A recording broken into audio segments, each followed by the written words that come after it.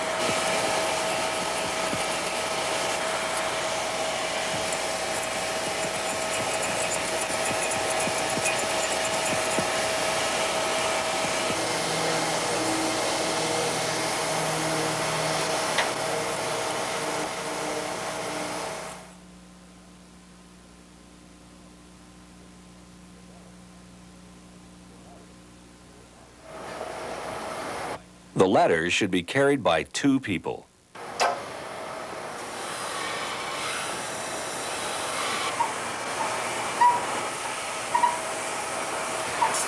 Rope dangling from ladder, a tripping hazard.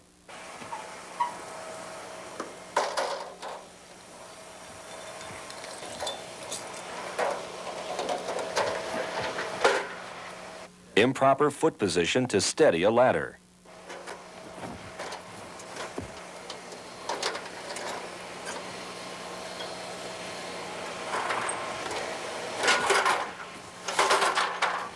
No gloves.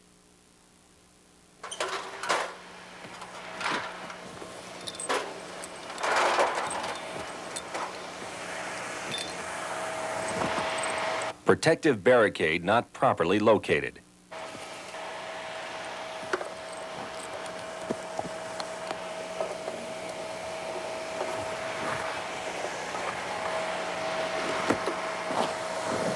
Failure to properly carry tools in tool belt.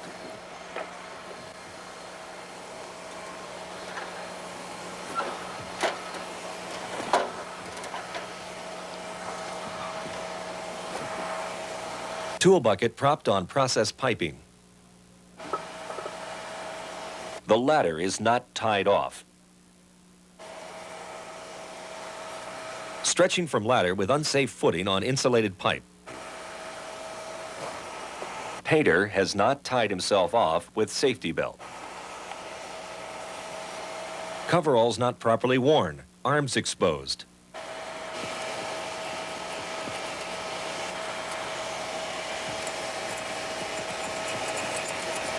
No safety glasses.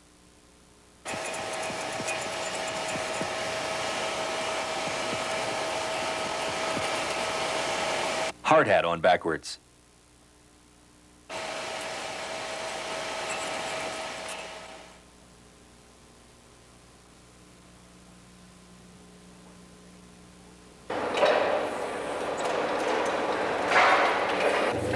Forklift trucks should never be moved with the forks more than a few inches off the floor, especially when carrying a heavy load. Let's see what happens here.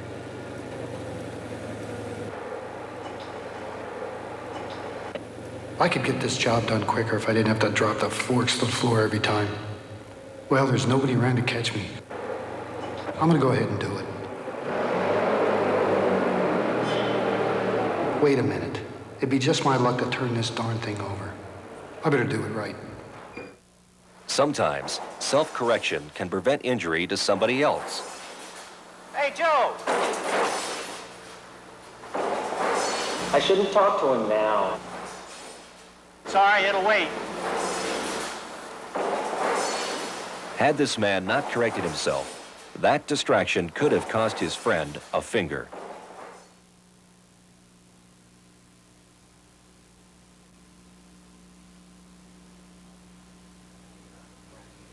We've got to help each other act safely. We're all in this together, and what one person does affects everyone else. But it's not easy. When we see someone acting unsafely, we usually hesitate before saying anything. First, we ask ourselves, should I say something? If we decide we should, then we ask, what am I going to say, and how am I going to say it? We try something out on ourselves to see how we think it will work.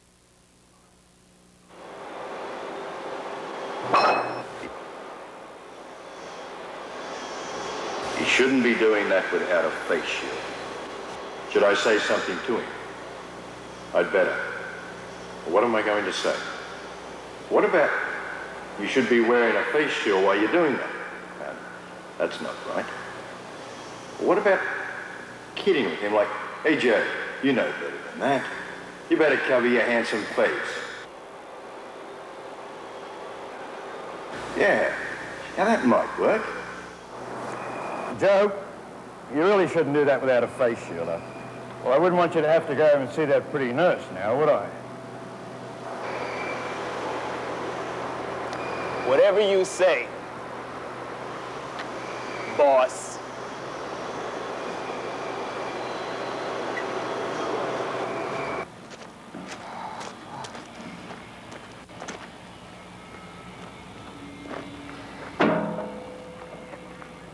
You shouldn't be doing that. He might get hurt.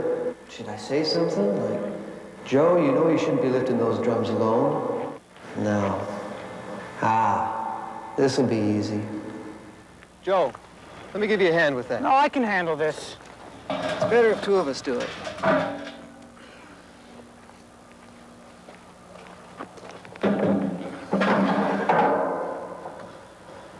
Thanks.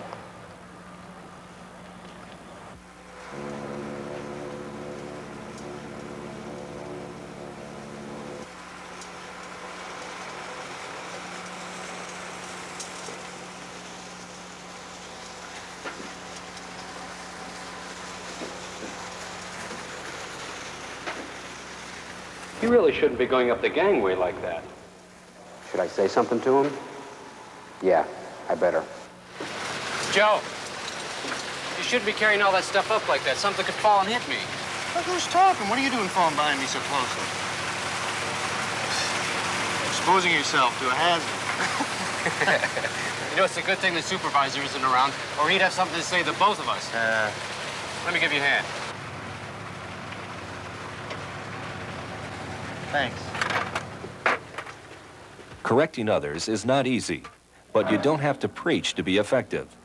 Correction is a lot easier to accept if it's done in a friendly and natural way. Thanks.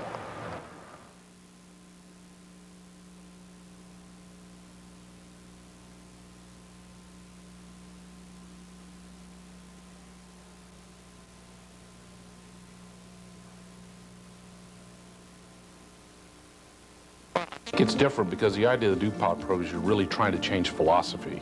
You're attacking the culture and the philosophy of the manager and letting them know they are responsible for their employees' safety and that is one of their paramount priorities in the job work every day, and that everything they do in the office, in the field, safety is their paramount concern, and they should be looking for all avenues to deal with safety issues.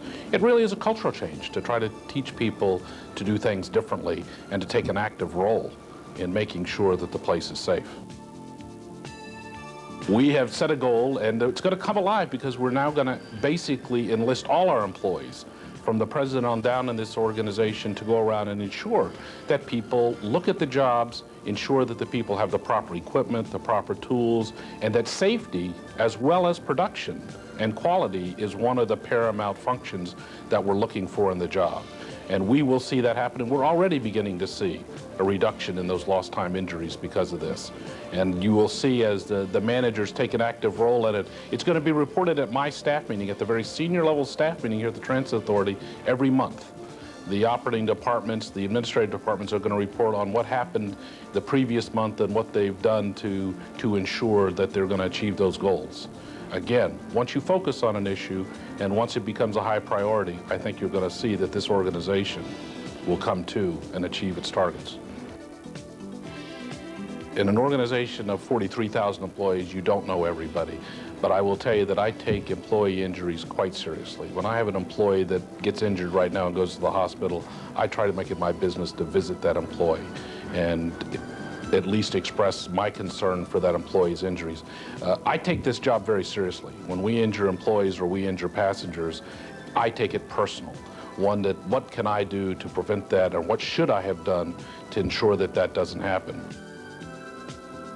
When you set goals and targets, it is what you aim for and achieve. We achieve those goals and targets. If we set a goal of 50% to reductions, we will achieve those goals. If we set 20%, that's what we would achieve.